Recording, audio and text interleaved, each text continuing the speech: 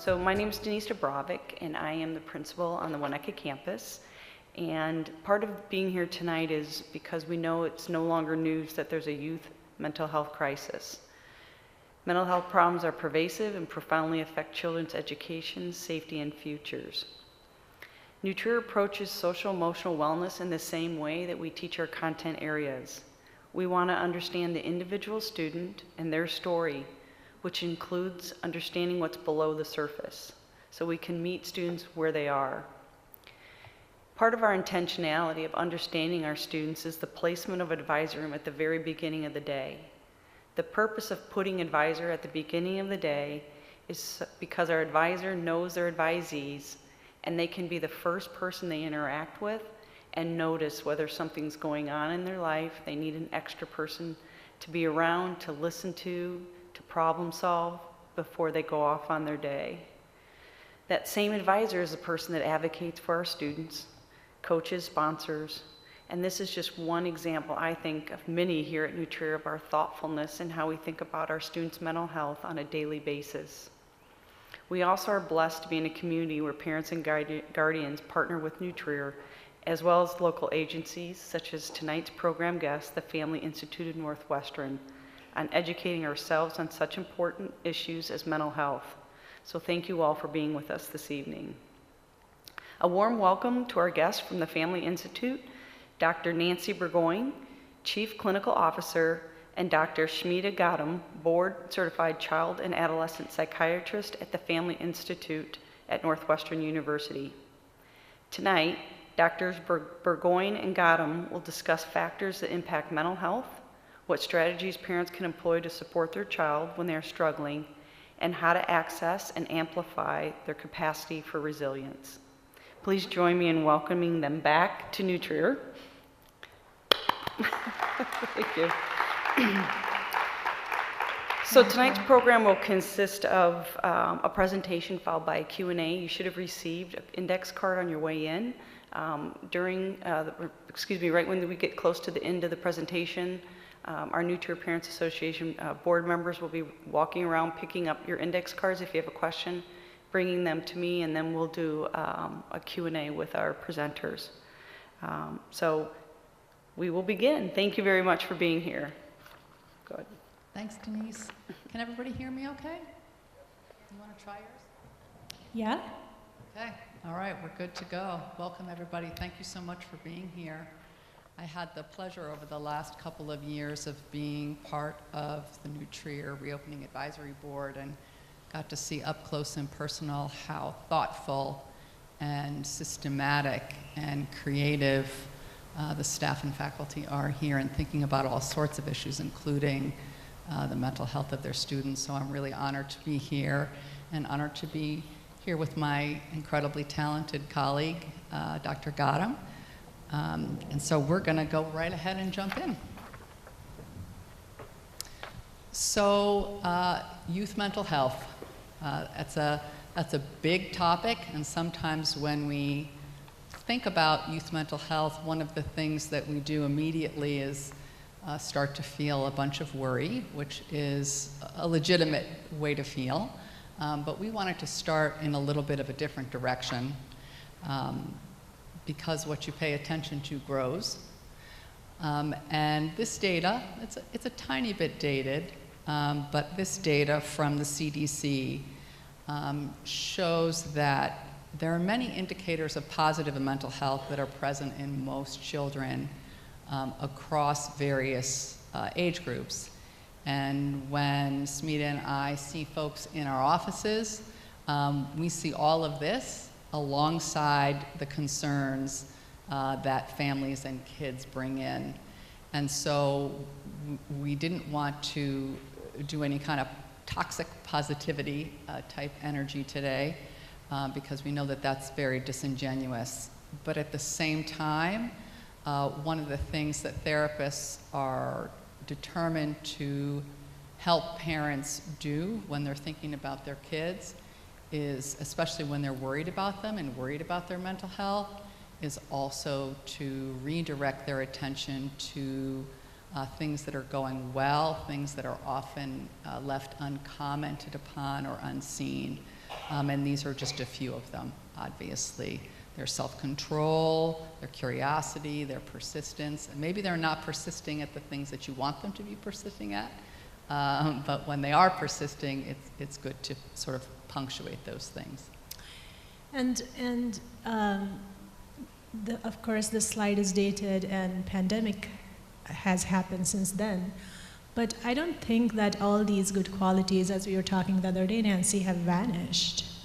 So although with the stress of pandemic, with the stress of different violences happening in the community, it feels as though these positive qualities have vanished. If you look for them, you'll find them. I think you guys find them every day. It's just that when we talk in the mental health field, we talk about the pathology so much that it was important to underline it with the first slide, the positivity also.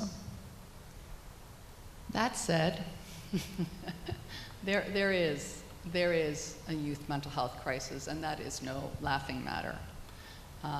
These statistics are probably familiar to you. We know that globally, it's not only in the United States, there's some false information out there that this is only happening in the United States. That's actually not the case. That globally we are seeing an uptick in mental health problems among our youth. And certainly in the United States, the American Psychological Association has rung the alarm and spoken often and loudly and appropriately about our youth having higher levels of depression and anxiety than we've seen prior to now.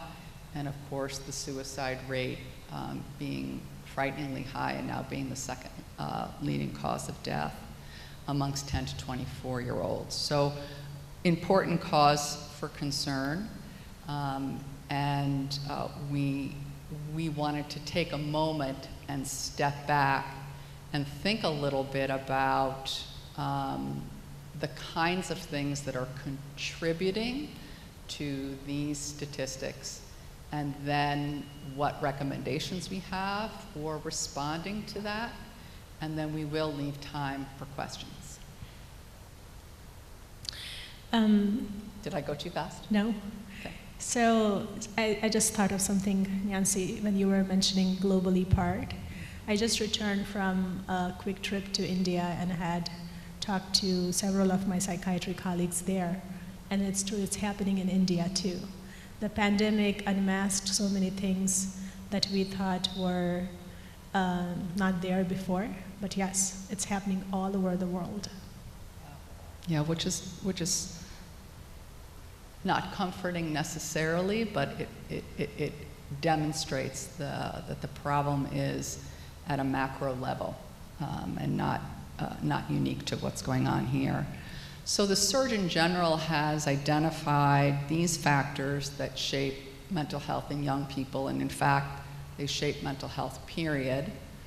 If you've practiced as long as I have, I'm 30 years in, each generation will emphasize a different part of this graph that's put up here, emphasizing sometimes we're emphasizing genetics, sometimes we're emphasizing environment, sometimes we're emphasizing different things depending upon what the science is focused on at a given time. But in fact, all of these factors contribute and build upon one another in influencing kids' mental health. And I especially like this slide because if we think of family as the launch pad for an individual, then community is definitely a launch pad for the family. And our communities thrive in social and environmental situations. And so for that matter, the slide, the inside in, inside out, the outside in, inside out, is a beautiful depiction. That's a good way to put it, actually. So we wanted to break that down a little bit further for you because we get lots and lots of questions about things that we think contribute. In part because I imagine that folks have the notion that if they could identify what's given rise to a problem, it would be somewhat simpler to address it. That's partly true, but not necessarily. Often things that give rise to it are things that are outside of our control, and we have to focus on the things that are within our control. So when this slide deck is put up on the website, which will be about Wednesday, there's lots of links in here, right? So we deliberately put a bunch of links in here in case anybody wants to dig in and investigate things on their own.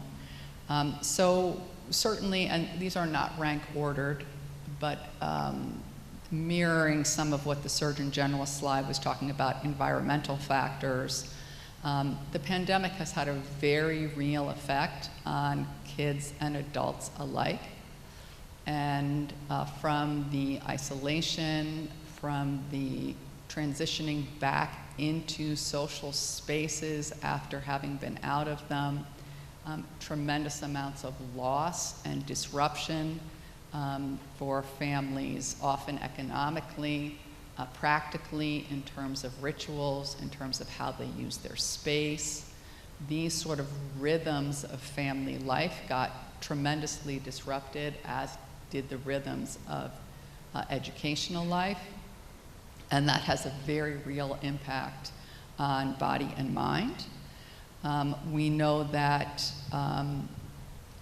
we know, of course, that social media does play a role. We're often asked about that.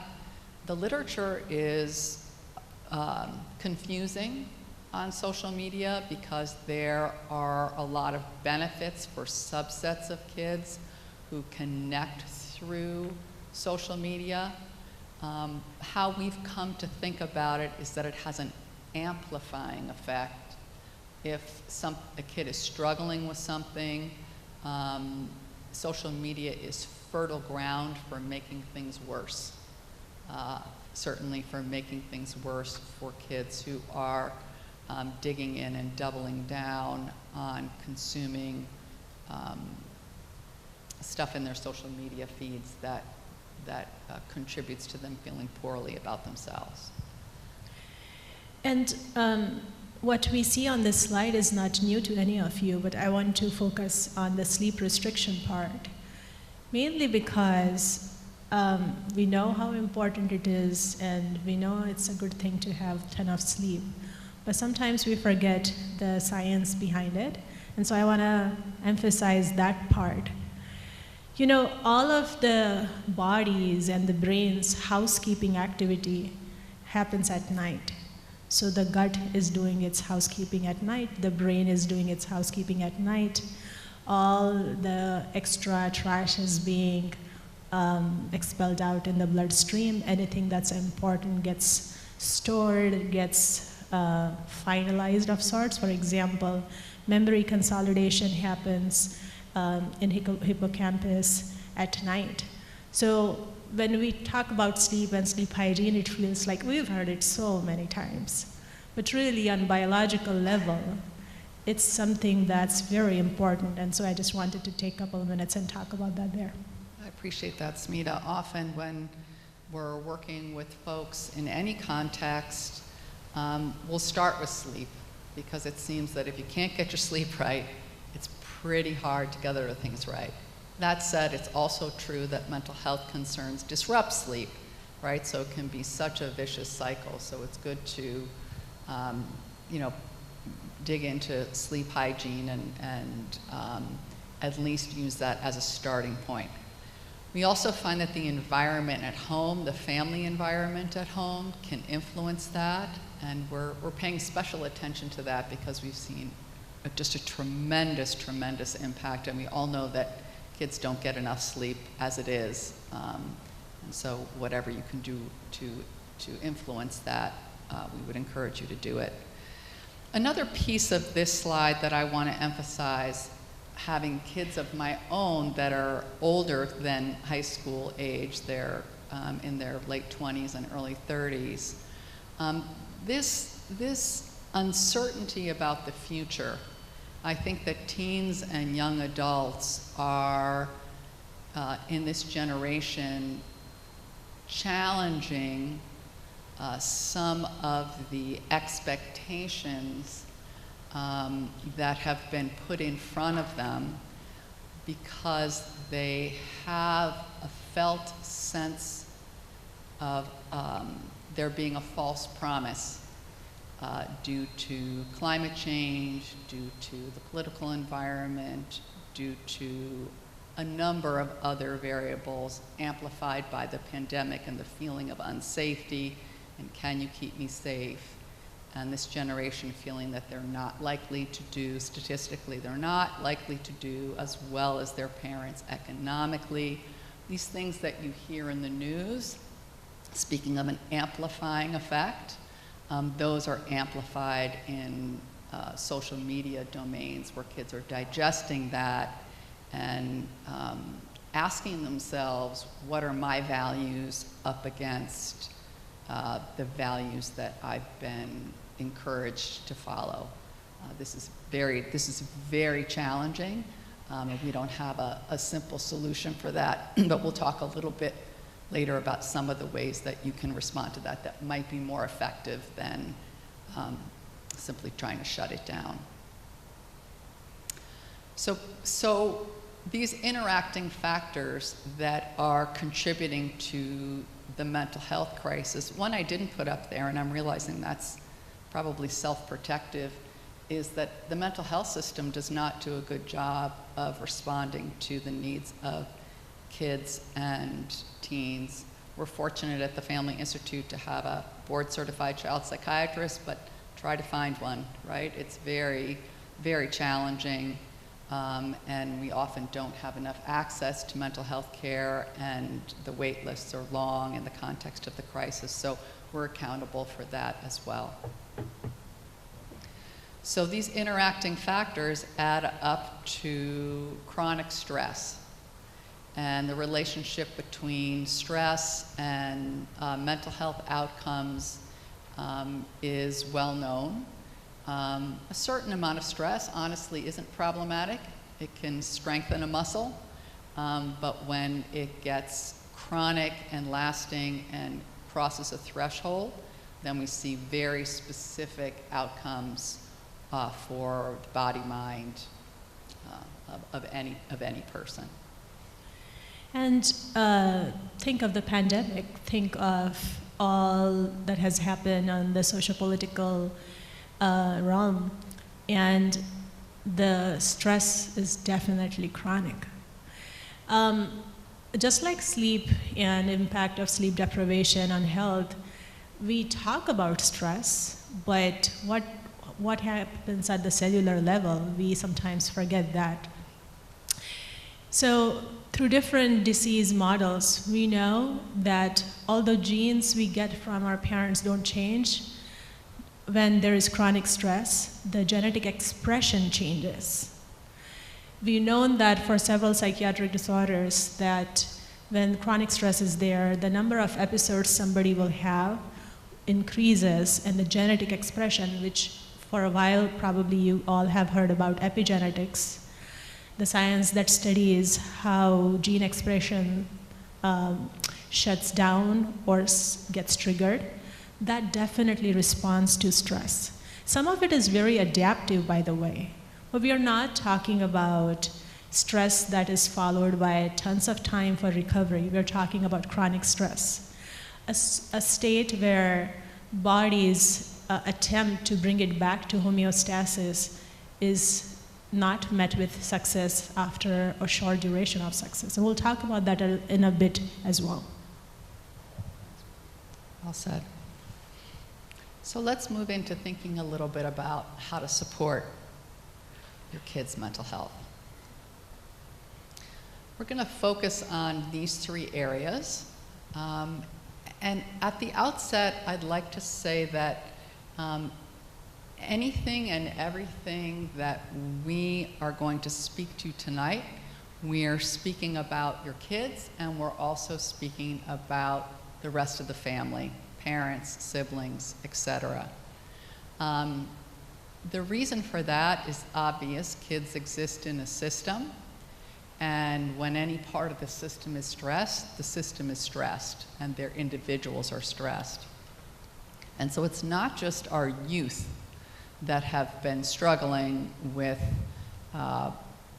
more challenges in terms of their mental health in the last number of years. We have too, right? We parents have too. So we're really addressing this to sort of an all of the above category to sort of support and encourage you to think about yourselves in the equation.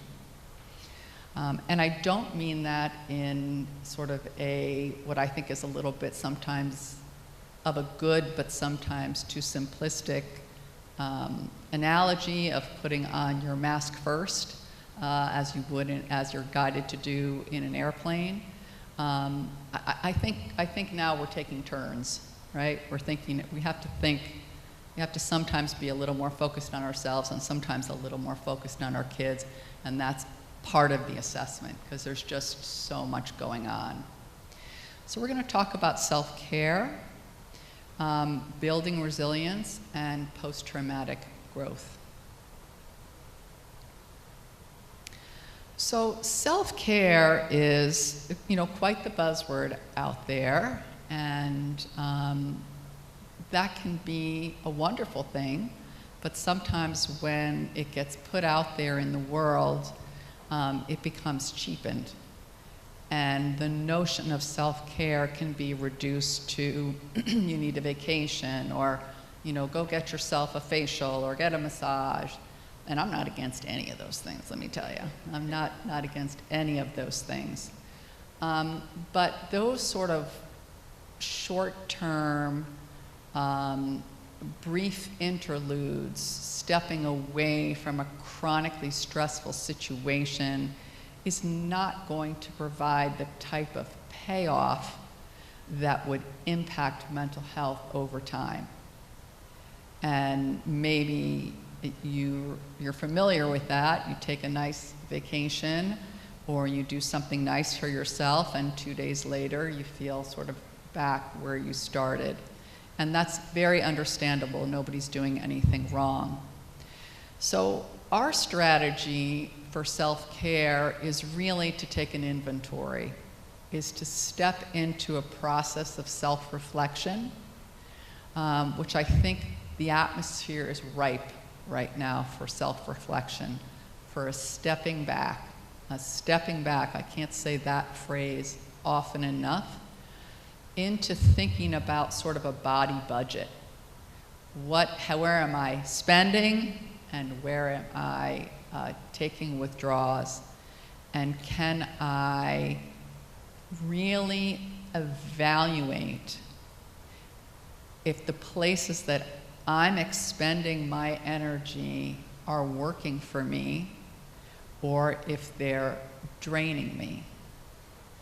And I think that this is a very individual process, because sometimes what would feed one person would drain another. We all sort of know about introversion and extroversion. That's part of the formula, but certainly not all of it. And so really stepping into these questions and this analysis, and this is an amazing conversation to have with kids. How was that for you? How you just spent your time today? Do you feel like that gave you energy? Do you feel like it wore you out? And sharing with them the kinds of process that you're going through. Kids developmentally are at this wonderful age to have exchanges with their parents about the kinds of things they're thinking about, and they love to hear the kinds of things you're thinking about, especially if it's not an immediate jumping off point for a lesson. It's a sharing. I've been thinking about this for myself. You're dropping seeds, for them to grow inside of them, rather than using these kinds of conversations in a heavy-handed way. But I think it's a really tremendous opportunity. And the other day you were talking about this as rather than a 180-degree change, a 10-degree change. And I find that having really full schedules, filled to the brim for the parents and the teens, usually doesn't leave any time for this kind of reflection. I know that the academic commitments are already in place for this academic year, but still, if there are chances, opportunities any place to create that 10% buffer, a buffer time, buffer of energy, so that you can have times for reflection with your children, that would be great. Yeah, that's helpful, Smita. The metaphor I like to use is if you would think about a sailboat, if you put the rudder in the water at a 10-degree different angle and you held it there, in no time you'd be at a whole other point in the horizon. And we know that when we're working with folks on their mental health problems and they try to make these 90 or 100-degree changes, you know, they don't last, they don't hold up, because the pressure for homeostasis and the pressure of all the systems that are around them to reestablish what the expectations are too strong, right? So a 10-degree change maintained, even a 5-degree change maintained, is going to make a world of difference. And it's also more manageable, less overwhelming to think about it that way, especially if you're talking about a kid or a person that's struggling with depression or anxiety, and we're coming at them with, here's your 10 things that you can do to feel better. All true, all true, but it's also really overwhelming. And so what would be a small step that we're going to sort of support and encourage over time? And there are a few key places to focus. We're going to talk about building resilience through these core components. And there's a link in here to an article from the American Psychological Association that expands on these topics, but we're going to touch on them a little bit briefly right now. So connection. We are wired to connect. We know through interpersonal neurobiology that kids of all ages, people of all ages, when they're excessively isolated and they don't feel a sense of secure attachment, tend to wither and tend to struggle. This is not an easy thing to establish a connection with a kid who is feeling depressed or anxious. We are extremely well aware of that. So we also want you to think of your connections and where you get fed, so that when you go to try to connect with your child in whatever way that you do, you have the stores of energy and patience to withstand some mumbling and some one-word answers and these kinds of things that you're likely to be on the receiving end of if your kid is struggling. And just like connection is important for mental health, the other side of mental health, the cognitive health or excellence, it's important for that too, for your children's and for yours. Because a connected mind, we are mammals, so we are herd people by nature. So a connected mind feels secure, a connected mind feels safe. Usually that means that the prefrontal cortex doesn't have to deal with as many worries, and it can open up room to do all the other pursuits that take you to excellence, can go on. Good point. Meaning making.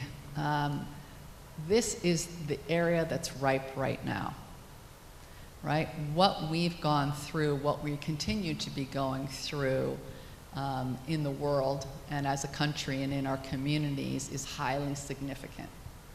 And the stories we tell ourselves about what's true about now and the meanings that we're making, the assessments that we're going through, the values that we are punctuating, what we're making figural and what we're making ground, has a massive impact on people's mental health. People's narrative, that's sort of the story I'm telling myself is. The story I'm telling myself is my high school was ruined, my this was ruined, it's terrible, I'll never get it back. The story I'm telling myself is, we've gone through an incredibly hard time, and suffering is difficult, and I've grown in compassion, and I've thought about some things differently than I used to think about them. These are not easy conversations to guide, but if you're thinking of meaning making, and you're bringing your values and your family's values to bear with a light touch, it can be powerful and impactful conversation. Balanced thinking. This refers somewhat back to what Smita was talking about. We know that when we're working with folks who are struggling with depression or anxiety, their thinking is anything but balanced, right? They tend towards catastrophizing, thinking way out into the future about worst case scenarios. A handy trick for that is to think about anxious parts as protective parts, right? Parts of ourselves that are trying to protect ourselves from bad outcomes. And when you think about it that way and you frame it that way, it's much more validating, and you'll have influence and leverage over a part if you're first able to validate. So it's accept and redirect, right? I hear you, you're so nervous, you're thinking way out. I remember when my kid was in high school, they would start talking about an AP exam, and 5 minutes later they'd say, I'm gonna be a bag lady, and I'm gonna be living behind a dumpster, and how did we get there, in 5 minutes? And this was a part that really had sort of picked up the themes of worry and fear and was trying to protect her, to motivate her, but it was, it backfired and tumbled into catastrophizing. So balancing the thinking in terms of bringing protective parts back into the present, into the radical now, dealing with the moment in front of you, and managing that moment. That's probably not new to you, but it's not an easy thing to do with the anxious teen. You wanted to add to that, didn't you? Was that the one you wanted to add to, or was it the next one? Next one. Okay. So when we're thinking about wellness, we're thinking about a larger category, right? And this points back to self-care. So I'm not going to elaborate too much on this, but this does point back to self-care. Did you want to make the point about suicidal thinking, or do you want me to make that point in terms of, or not on this slide? Okay, we're getting to that. Okay. So kids have the capacity for resilience, and when we think about resilience, that's an adaptation to a difficult context. But that doesn't mean, and these are the components of it, but it doesn't mean whatsoever that someone won't suffer. It doesn't mean whatsoever that someone won't fall down. It doesn't mean whatsoever that someone might stay down. Resilience is displayed in the getting up, and it's not always an instant getting up, right? It's not always an instant getting up. Sometimes while you're down there, the conversations you have, the learning that you do, the skills that you develop while you're there, the skills for compassion, for self-awareness, for self-reflection, for limit setting, for learning about boundaries, for learning about self-talk, all of those can be the tools that help you to be resilient going forward. I know from working with many, many teenagers for decades that many of the teens who struggle in high school do just fine as they go along if some of these things are nurtured. So while resilience is a skill that many of our teens have, it's not something that we want to exploit. The notion, especially in high-achieving communities such as this one, such as the one that I grew up in as well, is, get back up, get back on the horse, you can do it, come on, and we're doing that in an effort to be encouraging. We're wanting to set them up for success in the culture, in society. We're wanting them to feel proud of themselves, so on and so forth. And sometimes we exploit their capacity for resilience, and there's a U-shaped curve around resilience. It's up to a point, that we can rally up to a point, and then afterwards, not so much. And that's why sort of managing expectations, reading the feedback. How is your kid doing getting back up? Are the expectations reasonable? And if they aren't, what can be altered so that to support them to get back to a place where they can get back up? And oftentimes I hear about parents asking that same questions. What's that sweet spot? Pushing your child beyond their comfort zone, but not pushing them too far out. And that's why the conversations that Nancy is mentioning are important. I would also say that we as high-achieving families or communities sort of have this fear of missing out, FOMO. Our kids have it, our teens have it, adults, teachers, everybody probably has it, the FOMO of missing out on opportunities for success, opportunities for leadership, opportunities for excellence. And it's not easy to navigate because we also are under this pressure of privilege, that we have so much privilege, so much education, so many opportunities. Why can't we make most of it? Why shouldn't we make most of it? So while all of us are trying to navigate that mental space, just being mindful of that's a possibility. Is this my FOMO? That's pushing me to push my kid, or that's pushing my community to push this family. Just be mindful of it. Even asking that question would be useful. Yeah, not easy, not easy. This slide, post-traumatic growth, I chose this deliberately at the risk of sounding hyperbolic, but I think there is small t trauma, I would say, for most, and capital T trauma for many in the context of the pandemic.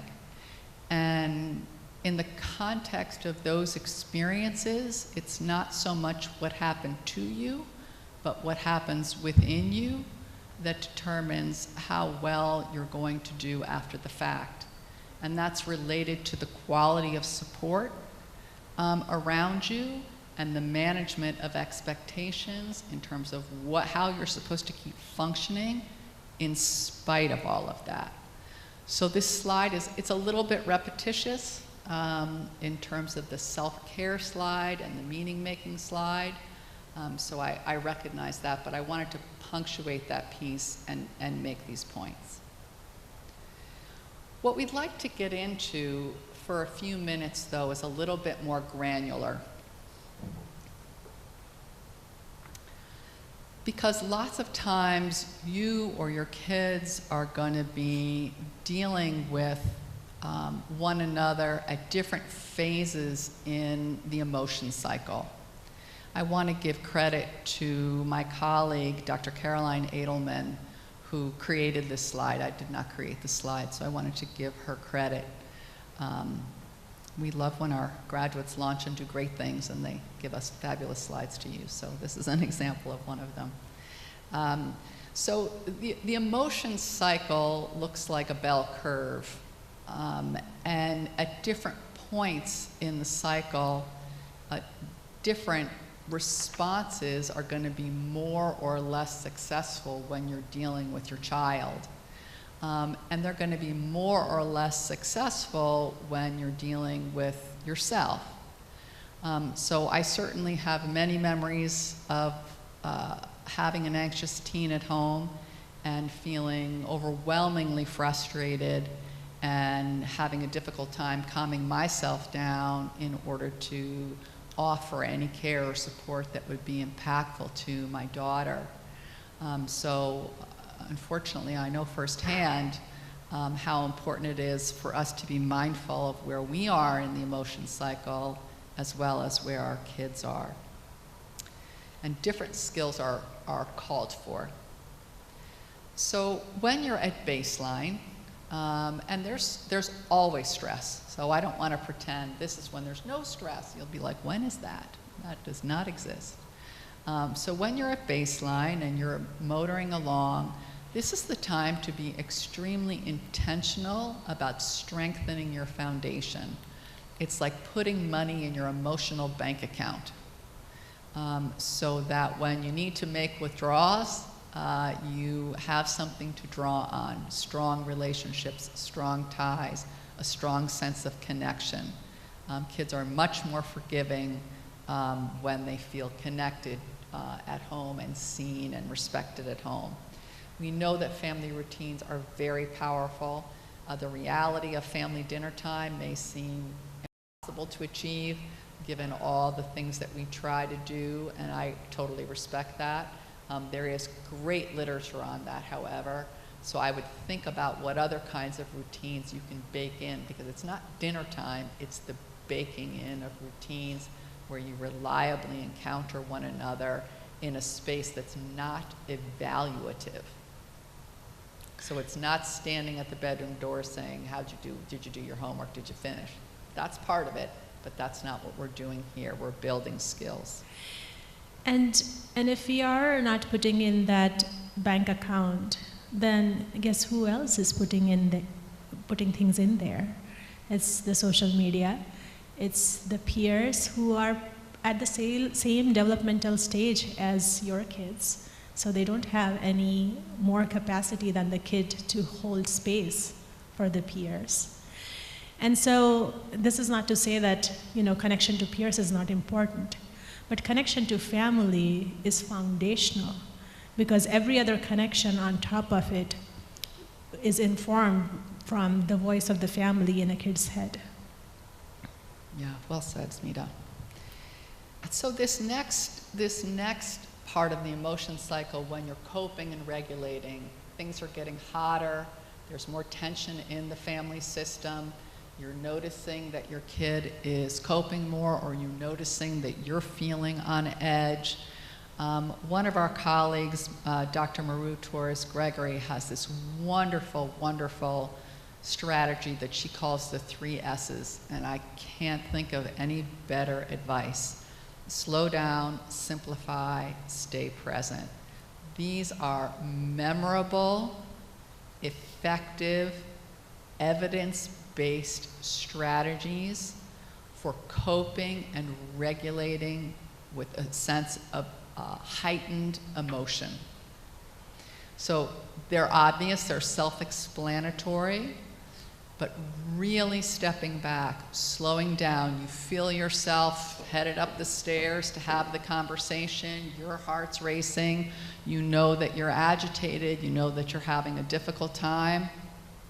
This is not the time to have the conversation. Slow yourself down, go back downstairs, ask yourself what needs to be dealt with right now.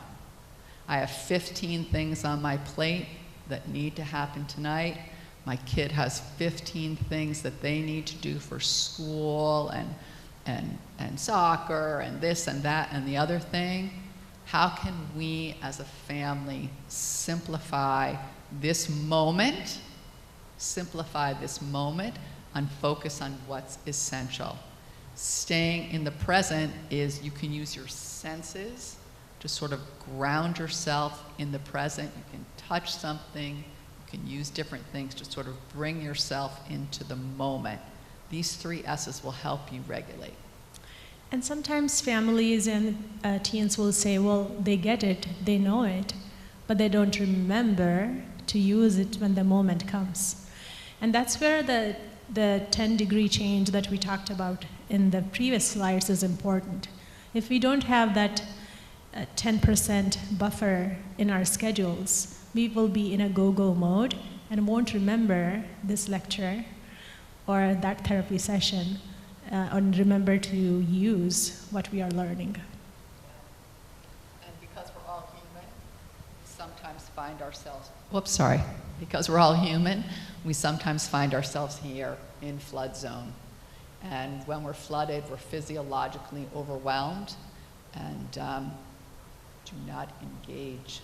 Do not engage. You want to take this one? I know this is your thing. Yeah, and so this is where the stomping feet, slamming door, I hate you, I hate my life, foul language, all of that comes in.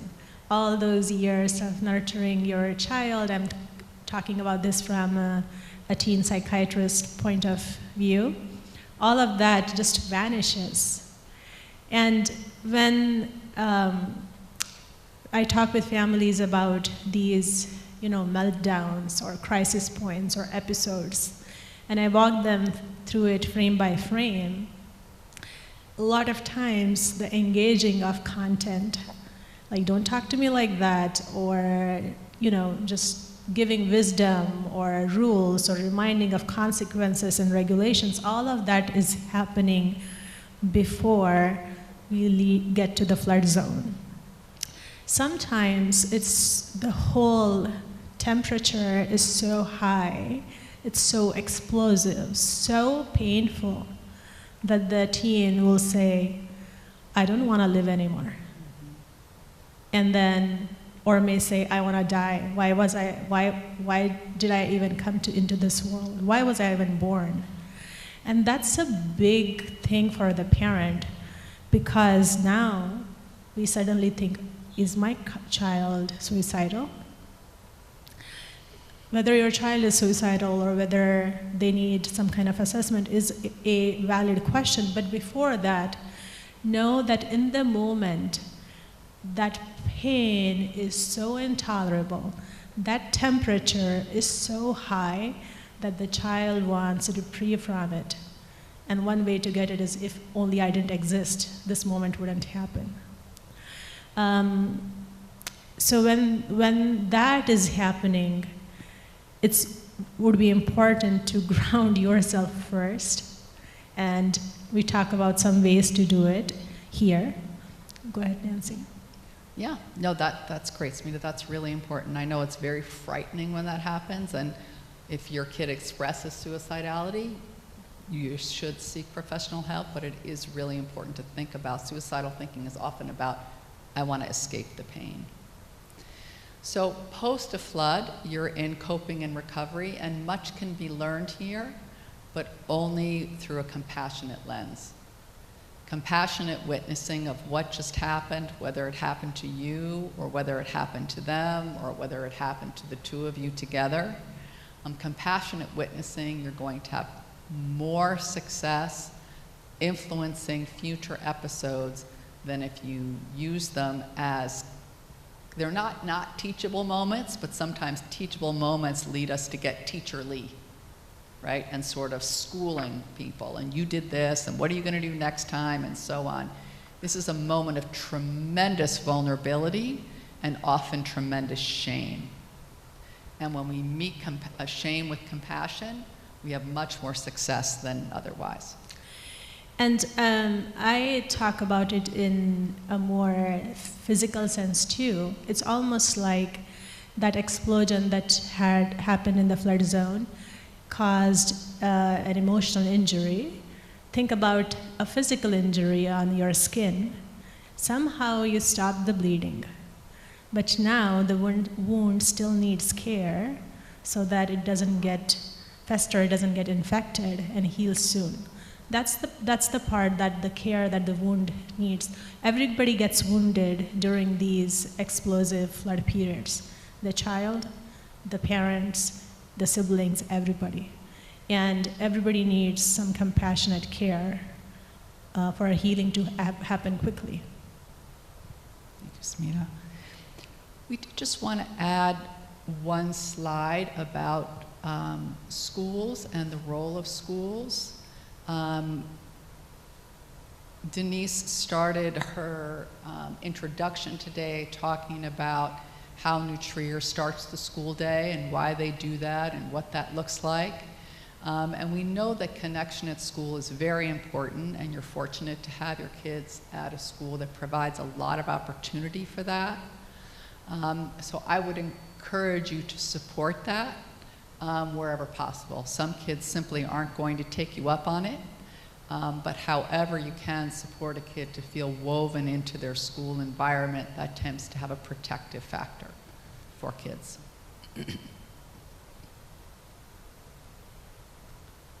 So what is most protective for a kid's mental health? It's a relationship with a well-regulated, attuned adult.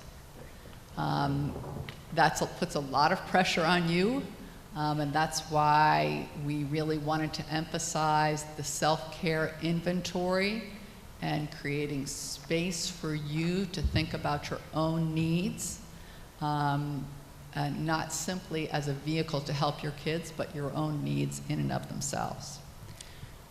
And we recognize that you are here, all of you, the parents, the teachers, the educators, because you are tuned in adults or want to be tuned in. We just want you to focus on the self-regulation piece too, because without that, the attunement won't be at the right frequency.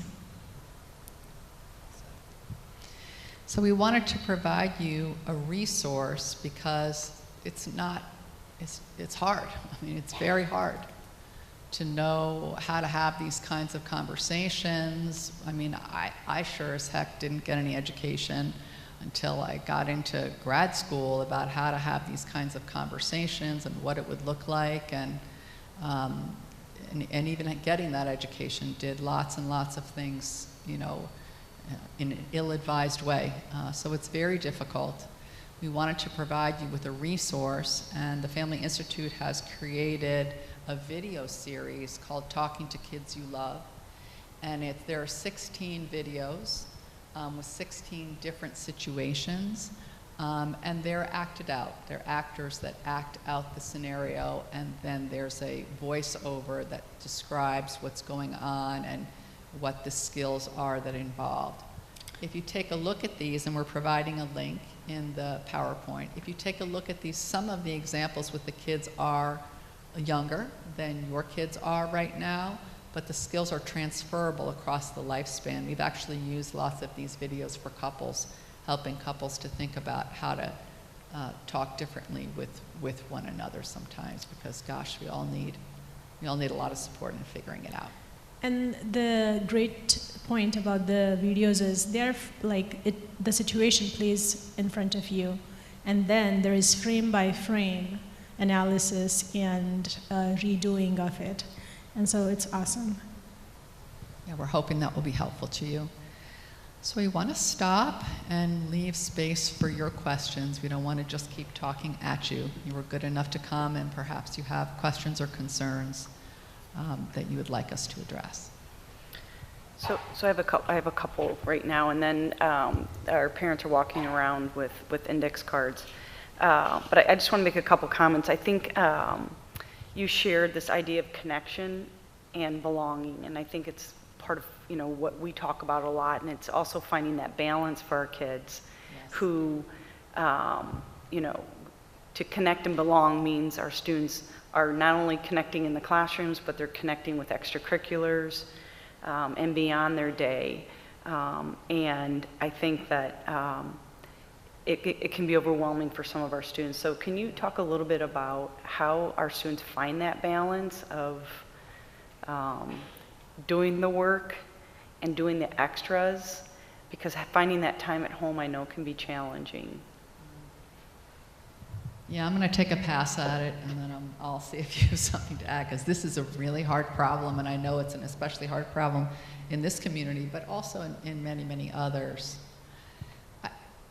I do think each kid is different, and some kids can handle more than others, but I think what you want to do is you want to read the feedback.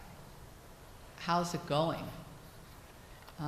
Are things able to get done? And does it mean that if they're doing what they need to do in extracurriculars, or they want to do in extracurriculars, and they're getting a lot out of that, and their grades aren't exactly where you want them to be, is that a trade that you're willing to make? I mean, I think that's that's something that doesn't often get said. Sometimes a parent will be in front of me and they'll be saying, it's not working because they can't play soccer because they're not getting A's. Well, they love soccer and it's giving them a lot, but their grades are, C's and B's, and they're getting the work done, and what does that look like, and what does that mean, and what are the trade-offs, and what are you looking at? So I think it's reading the feedback and mapping that onto the expectations and the stated and observed needs of your kids, right? If they're afraid, if they're overwhelmed, if they can't keep up, then something's got to give, and you're going to want to have a collaborative conversation about what that is. That said, you're still the parents, and you're likely to need to take some leadership around that.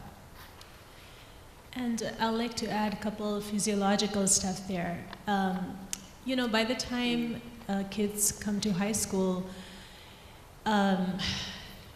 we as society, for the longest time, we thought of them as adults. They were ready to do work back in several hundreds of years ago, but they are still in a developmental stage. And as far as the brain grows, lots of stuff is happening there. It's another window of growth similar to what happens in toddler years. And that lots of happening requires sleep, requires nutrition, requires rest. And so when thinking about the trade-offs, pay attention to those things.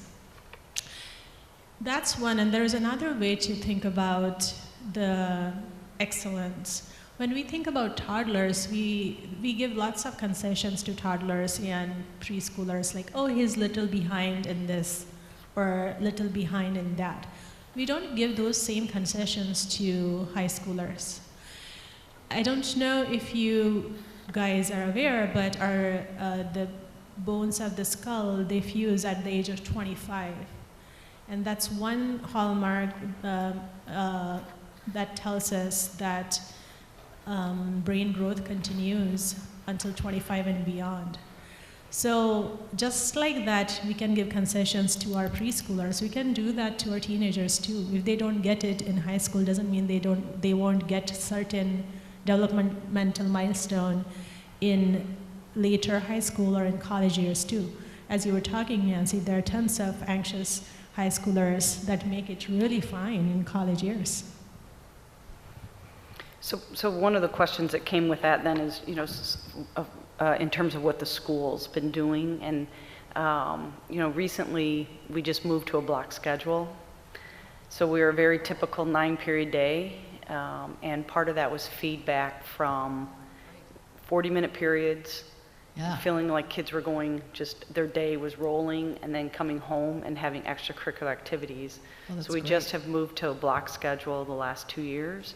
Of course, we were in that during COVID, but for kids actually going through their day.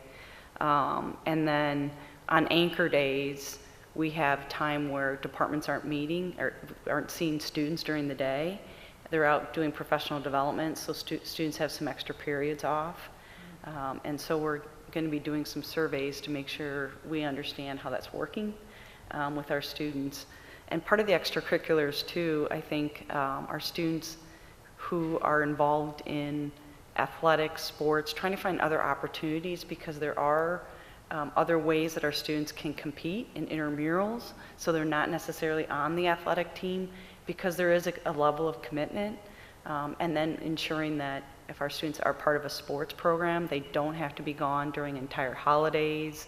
So trying to give breaks to our team so they can balance the family during holidays when they play during a season, and the athletic competition. Wow, that's so thoughtful. Yeah. Yeah. So here's a question. Do you have any strategies for helping teen girls cope with conflict with other girls, specifically the lack of empathy often displayed? Holy cow, right? Man, I have PTSD from being a teenage girl. And I tell my families that, think of, like, just to activate their empathy, it's almost like having an abusive colleague or abusive boss at work. And you can change jobs, but you can't change high school. You have to endure it for 4 years. Sorry, not giving any answers here yet. No, it's devastating, and we know that there do seem to be some gender differences. Gender's very complex, we know, but there do seem to be some gender differences in how girls express aggression. They do it more interpersonally, typically, rather than physically, although boys and girls and non-binary, obviously, and trans kids, are all vulnerable to bullying, and it's actually very serious. And I think if you have serious bullying going on, then you do want to raise that with the school and have conversations with other adults around your child where that's taking place. I think them knowing, there's a tricky thing that happens, right? Because they'll tell you something, you'll be horrified, you may instantly now hate this person that 2 minutes later comes in to have dinner at your kitchen table because now everything's fine, right? It's this really challenging set of experiences. I think you want to be having conversations with your kids about how do you set limits, let's practice, what would happen if you did, who can you turn to. When I have kids in my office, I'll ask them to go to school the next day and pretend to be a cultural anthropologist and step back from engaging in the activity and become an observer and see what you can notice about what's going on in the interactions between your friends. And widen your view and notice, is there anybody that's sitting alone at a table? What is this table? What do their experiences look like? I think training kids to telescope back to the best of their ability, supporting them to experiment with that, use the language of experimentation. What would it be like for you to experiment with this? Gets them into that metacognitive space where they have more options for responding. This is very difficult for the developing brain. I'm not saying this is easy, but I've had the most success with girls when I've walked them into that process of stepping back, pretend you're an anthropologist. What are you noticing? What's going on there? What's it like for you to notice that? Let's be curious. It gives them a role to play and a way to sort of separate from the ongoing moment. Try it. So there's a couple questions about reducing screen time, watching online, disinformation and trenders, balancing screen time so that to be socially connected, to move away from the screens. Yeah. You want to go with this? I mean, I will. I mean, I'm actually a little bit tough on this one. I think it's a really bad idea for a kid to sleep with their phone in their room. And that could be World War III at your house. I imagine it might be.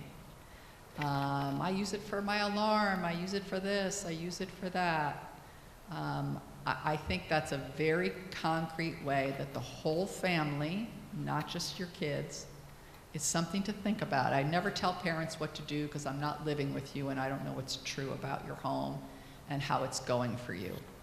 But lots of families that I've worked with have had a lot of success after a period of turmoil, because it's resisted, of everybody puts their phone in X place that the parents monitor.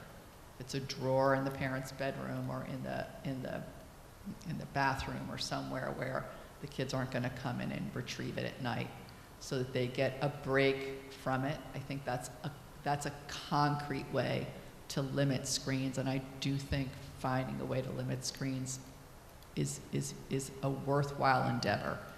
Collaborate with your kids as best you can, but you may have to simply set a limit. And I support the proactive ways of rationing or a curfew, screen curfew, because the reactive ways, I don't know if you guys know, but some families have landed into ERs because the parent wanted the phone, the kid won't give it, and they got really physical and there was big meltdown.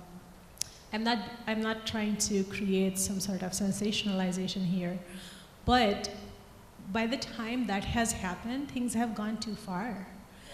I go back to the toddler and preschooler time.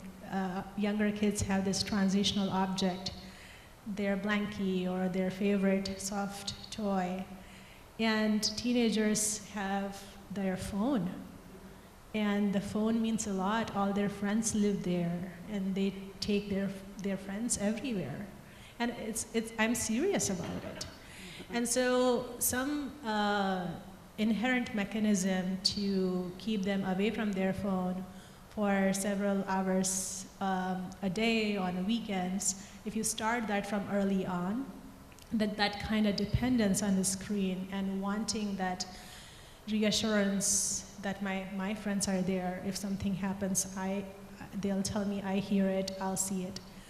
If we have mechanisms right from the very beginning that you give your kid a phone, that would be great, because we don't know which kid will develop screen dependence, the syndrome, the disorder, which looks like kids get really irritable the longer time they spend on the screen. They get really violent and restless if the screen is taken away.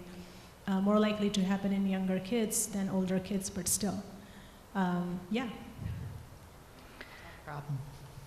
So is there a healthy average of hours of sleep that you feel is appropriate from a mental health perspective? No less than 7. Did you hear that? No less than 7. I'm a big believer in 8 or 9 myself, and for a teenager, but good luck with that. There are a couple questions on getting students to feel connected. What did you say? There are a couple questions about students getting connected to school, maybe connected during the day, maybe not after school, but also parents that would identify their students as introverts to feel connected.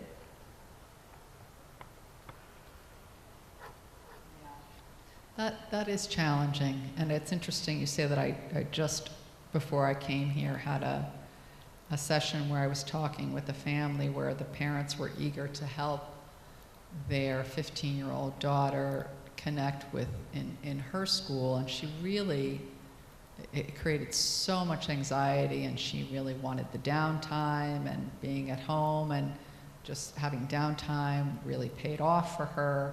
And so we, set about to having some experiments about things that she could try. I think, I do think there are kids that need a lot of downtime, and if that's what they're saying, but I also think that depression and anxiety can show up that way, certainly social anxiety, and we know one of the most effective ways to address anxiety is through exposures. And so small agreements for small amounts of time, activities that don't take too much time. I want you to go for 15 minutes and you can leave after 15 minutes, and next time you go after 30 minutes, and we'll gradually increase to sort of help you give it your best shot. And if after a certain amount of agreed upon time of attending, it's just not working for you, we can step back. Plenty of parents have the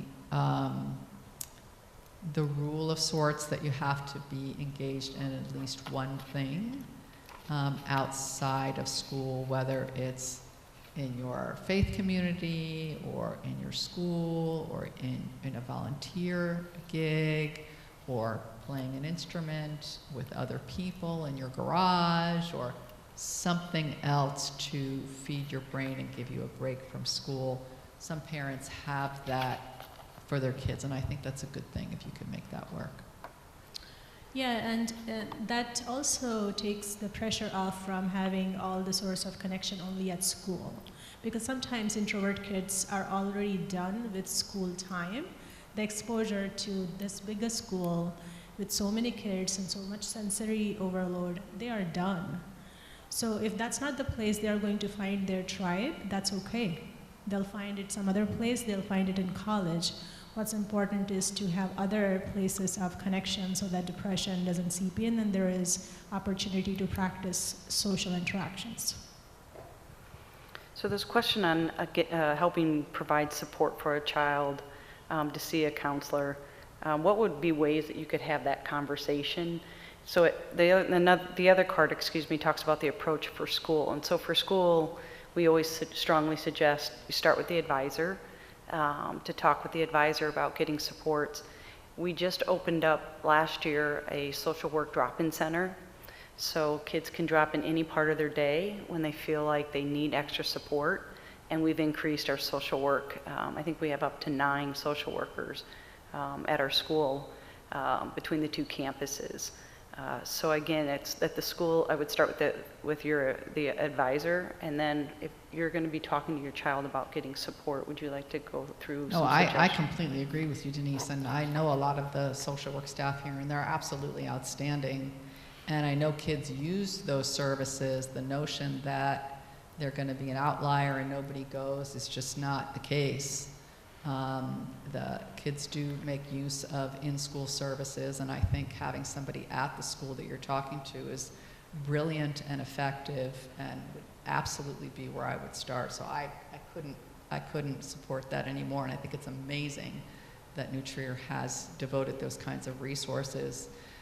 If you need a therapist, I think the best way to get a therapist is from someone who is seeing someone they like, and to get that referral. It's usually the best way, but that's not always possible. And admittedly, we do, for example, have a wait list right now, but we also bring new staff in. It's actually a good moment to seek services because we've just brought in a whole crop of new grad fellows and postdocs. So I think it's a great idea. And about how to do it, my strong opinion is that you go together. You say, I want to go with you, and have a conversation about how we're connecting and how it's going for you. And sooner or later, you'll be dismissed, and the therapist will want to talk to your kid by themselves. But I would encourage you to go together to an initial session. Nancy, did you mean that frame it as a family problem rather than a kid problem? I think so. Frame it as, we haven't figured out together how to address this most effectively, and it seems like you're not wanting to connect at school or that's not working for you. So let's go together and talk with somebody about what we're doing and what we could do differently. It's a lot less threatening, and it tends to be more successful. So do you know of a place for support groups for parents with teens that are struggling with mental illness? You want to take this? Okay. There are 2 organizations that I often refer parents to, but I'm sure there are others. One is the National Alliance for the Mentally Ill has parent and family support groups. That's typically for folks who have someone with a severe mental illness.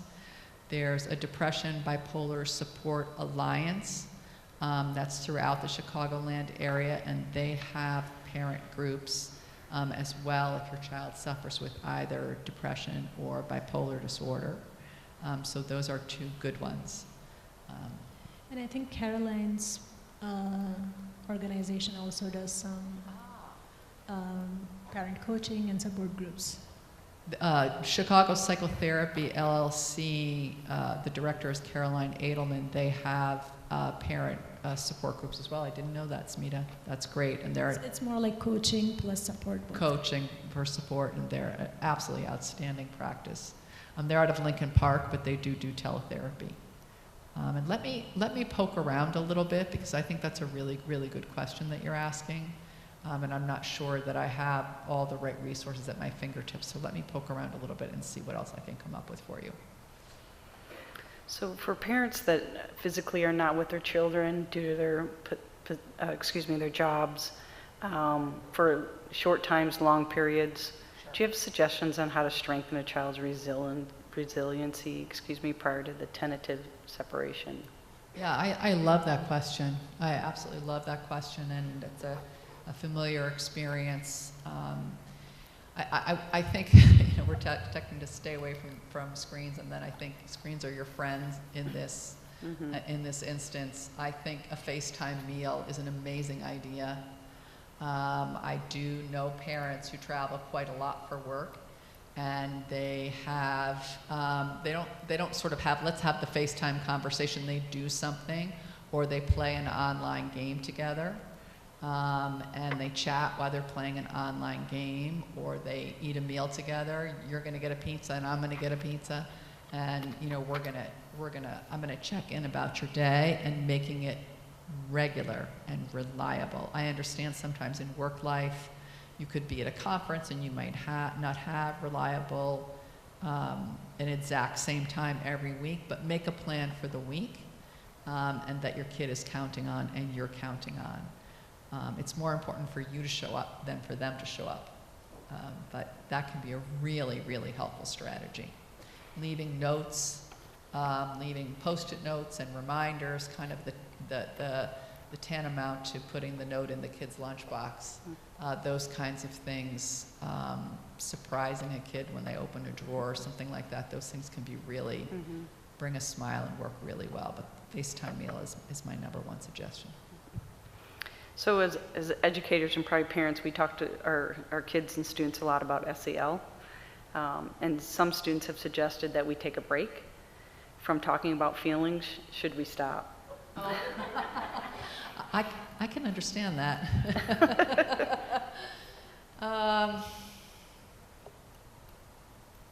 I think I would get curious in the face of that question. Let's stop talking about feelings. I think I would get curious about that and sit and ask the following kinds of questions. Because when we talk about feelings, then what? And then what? And then what? Because there's probably a good intention behind it, the stopping talking about feelings, but I don't know what it is.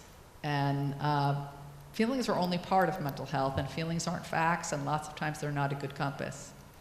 And so how we think about feelings as information from ourselves to ourselves that's useful but not necessarily always the way to go. So I think there's something to be explored there, Denise. I think it's a really interesting point that kids make. So some of the comments you were sharing this evening, someone wrote down that it's similar to cognitive behavioral therapy. Do you agree? Which one? It says some of the comments tonight. Yeah, absolutely. I mean, there's no question that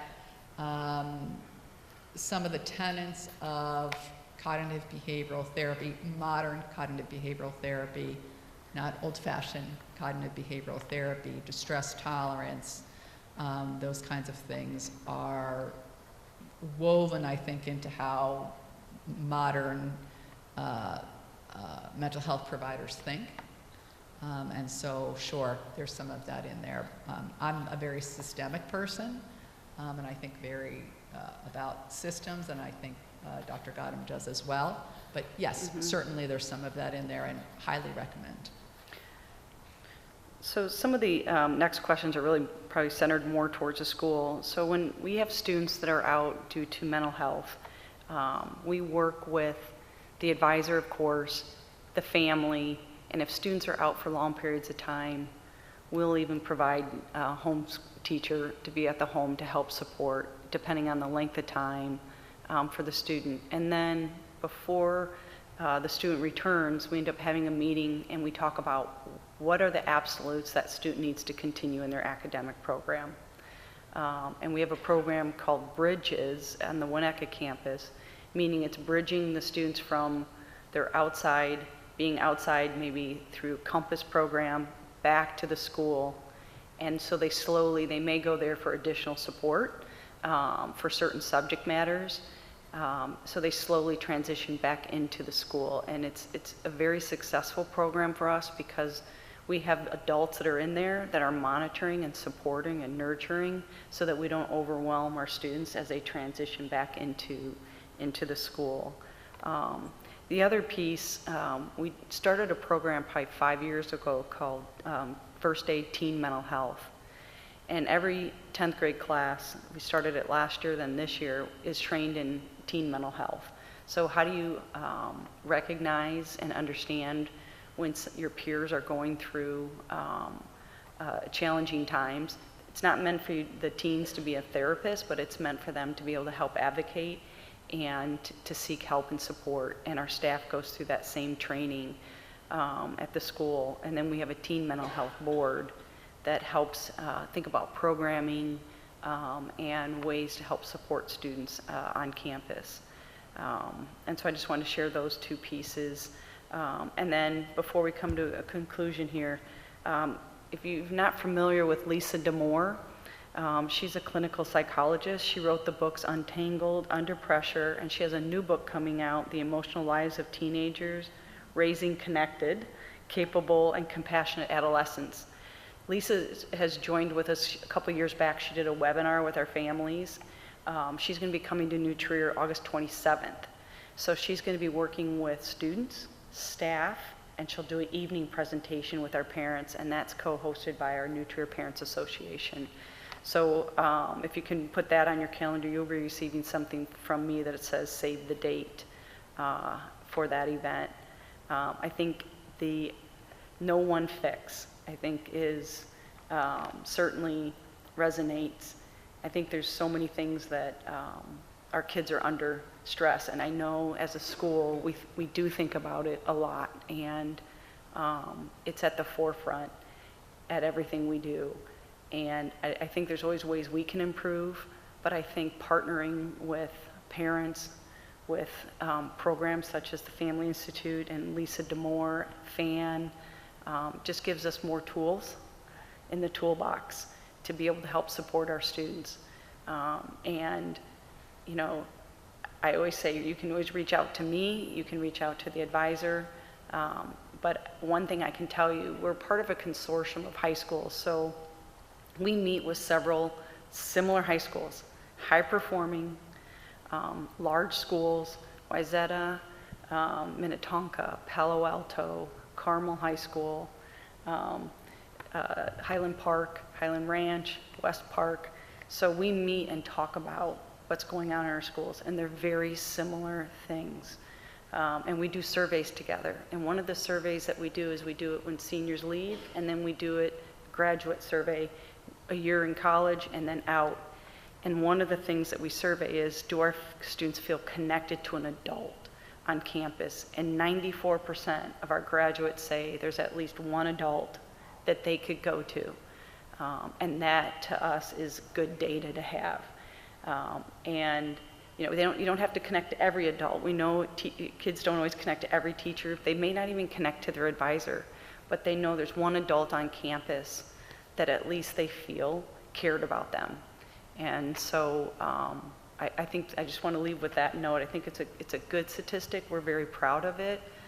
But we know we need to continue to think about it and to continue to improve and to do our best to support your children.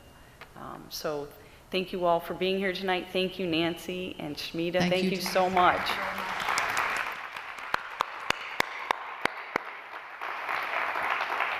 And thank you, NTPA, for being here tonight and for hosting the event. Appreciate it. Have a good evening and safe travels.